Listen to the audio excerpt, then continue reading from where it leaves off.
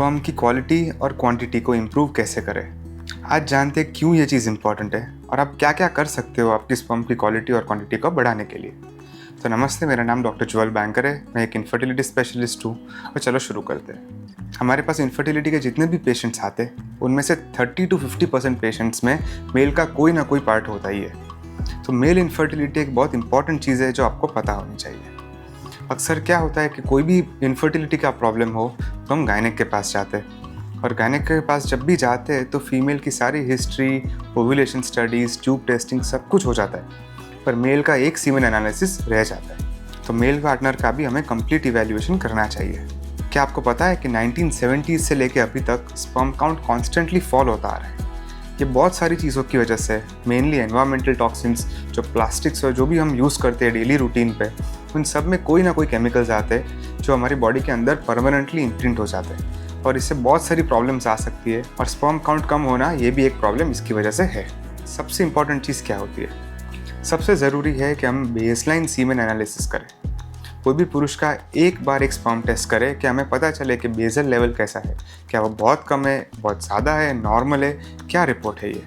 और ये semen analysis हमें एक फर्टिलिटी क्लिनिक पे कराना चाहिए, एक ऑटोमेटेड मशीन पे नहीं, क्योंकि उसमें मैन्युअली हम हर एक स्पर्म और हर एक पैरामीटर चेक कर सकते हैं। और ये एनालिसिस हम WHO 2020 क्राइटेरिया से ग्रेड करते हैं, जिसमें स्पर्म का काउंट, मोटिलिटी, मॉर्फोलॉजी सब कुछ इंक्लूड हो जाता है। और एक बेसलाइन रिपोर्ट हो तो हमें पता चल सकता है कि आगे कौन सी ट्रीटमेंट की ज़रूरत है। अब ये बेसलाइन रिपोर्ट कराने जाओ तो कितने दिन का एब्सटिनेंस रखना चाहिए, यानी कितने दिन संबंध नहीं रखना चाहिए। आइडियली 2 to 5 डेज़ के बीच का एब्सटिनेंस आइडियल होता है। एक दिन से कम नहीं और 5-6 दिन से ज़्यादा नहीं। बहुत लंबा एब्सटिनेंस हो तो भी मोटिलिटी पे इफेक्ट आ सकता है। सो 2 to 5 डेज़ ऑफ एब्सटिनेंस एकदम आइडियल है। तो अगर स्पर्म काउंट, मोटिलिटी, क्वालिटी में कोई प्रॉब्लम हो तो नॉन मेडिकल हम क्या क्या ट्रीटमेंट कर सकते हैं जिससे इम्प्रूव हो सके।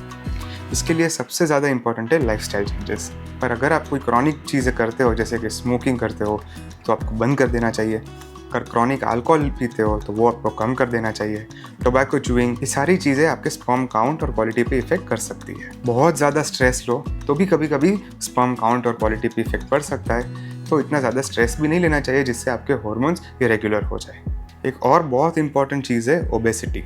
अगर आपका न्यूट्रिशन अच्छा ना हो, आपका वेट बहुत ज़्यादा बढ़ गया हो, तो ये सारे फैट सेल्स भी हार्मोन सिक्रीट करते हैं, और ये एक्सेस हार्मोन्स आपके बॉडी के हार्मोन्स के साथ इंटरफियर कर सकते हैं। इसकी वजह से आपका स्पर्म काउंट बहुत कम हो सकता है, उसकी मोटिलिटी पे भी बहुत इफेक्ट आ सकता है। तो वेट कंट्रोल करना चाहिए, और उसके लिए डाइट और एक्सरसाइज दोनों ही बहुत इंपॉर्टेंट है।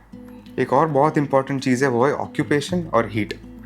ये टेस्टिस बॉडी के बाहर होते हैं क्योंकि उसको 2 to 3 डिग्रीज कम टेम्परेचर चाहिए होता है अच्छे स्पर्म्स प्रोड्यूस करने के लिए। तो अगर आप पूरा दिन लैपटॉप अपने लैब्स और टेस्टिस के ऊपर रख के काम करते हो, या तो आप कोई भी दूसरे काम करते हो जिसमें वहाँ डायरेक्ट हीट पहुँचती हो, तो आपको वो कम कर देनी चाहिए। Heat exposure is very dangerous for sperm production. और एक दूसरी बहुत इंपॉर्टेंट चीज़ है, वो है स्टीरॉइड्स। लोग अब ज़्यादा जिम में जाने लगे और वहाँ से स्टीरॉइड्स लेने लगे। लोग ओवर द काउंटर टेस्टोस्टेरोन लेने लगे। सबको लगता है कि टेस्टोस्टेरोन बढ़ाने से आपकी मैस्कुलिनिटी बढ़ जाएगी या स्पर्म्स बढ़ जाएंगे।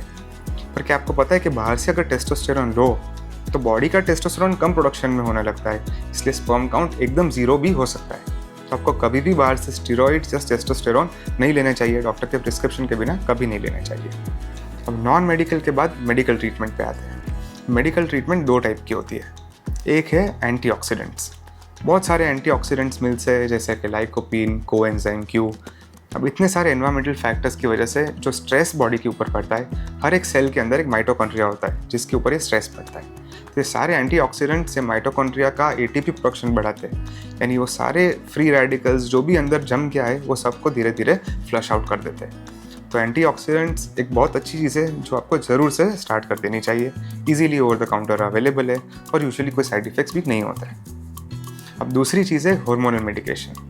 हमारे बॉडी के लिए, स्पर्म प्रोडक्शन के लिए ब्रेन में से FSH, LH हार्मोन्स रिलीज होते हैं जो टेस्टिस के ऊपर एक्ट करते हैं। कभी कभी ब्रेन में ही वो प्रोडक्शन ही कम हो जाता है, यानी FSH और LH बन ही नहीं रहा होता है। तो हम बाहर से ये हार्मोन्स दे सकते हैं, बाहर से हम FSH दे सकते हैं, बाहर से LH दे सकते हैं, जिसकी वजह से स्पर्म प्रोडक्शन वापस चालू हो जाए। तो अगर काउंट थोड़ा कम हो और हमें पता हो कि यही कॉज है आपके हार्मोन्स मेजर करने से, तो हम बाहर से ये हार्मोन्स दे के काउंट बढ़ा सकते हैं।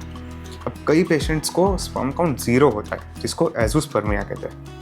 अब अगर एज़ोस्पर्मिया हो तो हम बहुत सारे प्रोसीजर्स जैसे टेसा, पैसा, उसमें हम डायरेक्टली टेस्टिस में से ही एक छोटा टिश्यू निकाल के देखते हैं कि अंदर स्पर्म प्रोडक्शन हो रहा है कि नहीं हो रहा है, और अगर अंदर थोड़े भी स्पर्म काउंट मिल जाए हमें तो उससे हम टेस्ट ट्यूब कर सकते हैं। अगर आप 1 साल से ट्राई कर रहे हो और प्रेगनेंसी नहीं रुक रही तो आपको ज़रूर से एक फर्टिलिटी स्पेशलिस्ट को दिखाना चाहिए, एक सीमेन एनालिसिस करवाना चाहिए, और उसके ऊपर से हम डिसाइड कर सकते हैं कि आपको मेडिकल ट्रीटमेंट की ज़रूरत है या नॉन मेडिकल ट्रीटमेंट की ज़रूरत है। आपको कोई भी डाउट हो तो कमेंट्स में ज़रूर से बताइएगा। And thank you for watching.